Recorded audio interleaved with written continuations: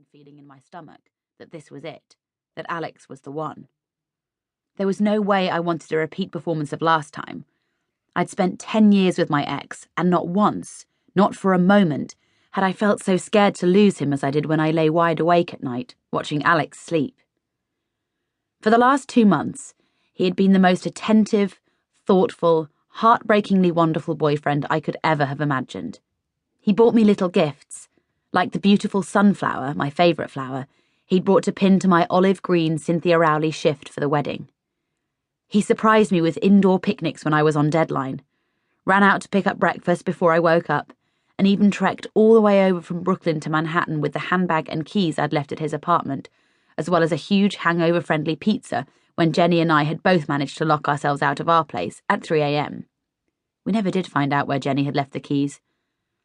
But, most impressively, when I'd drunk far too much at a wine tasting I was supposed to review for The Look, he'd held my hair back while I threw up, outside a very fancy restaurant, while everyone was watching, on his shoes. And it wasn't just that Alex was competing for the title of world's best boyfriend. There was also the little fact that he was also a total rock god to take into consideration.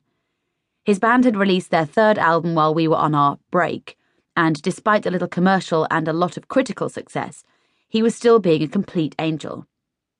While Jenny was loudly insisting that he should be out snorting coke out of groupies' belly buttons, Alex was lying watching America's Next Top Model eating Chinese takeout on our sofa. I peered up and down the table as we sat down for dinner, and couldn't remember a time I'd felt so happy or so at peace with myself.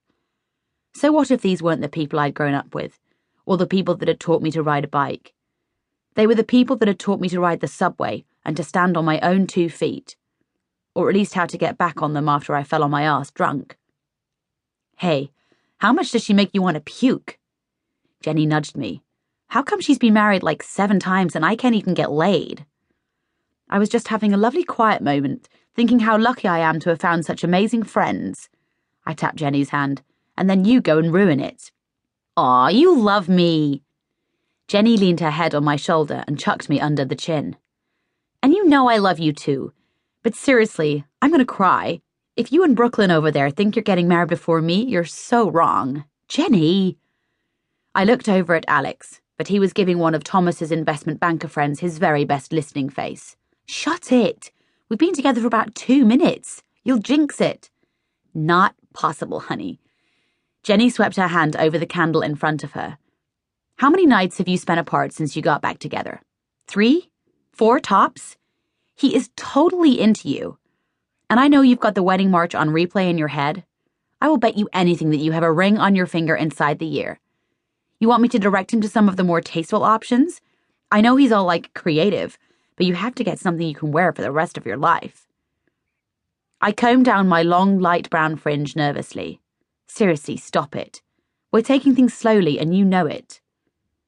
Jenny smiled. I know, but it's totally obvious. And you know that I'm really pleased for you. It's awesome. But Angie, we have to get me laid. It's been 6 months for crying out loud. Oh, thank God, food. Yes, because I really feel like eating right now, I muttered. Dinner passed by altogether too quickly. The food amazing, but not soaking up the champagne as quickly as I would have liked. A sausage roll and a chicken drumstick would really have helped, but this was a classy New York function, not a Clark family knees-up.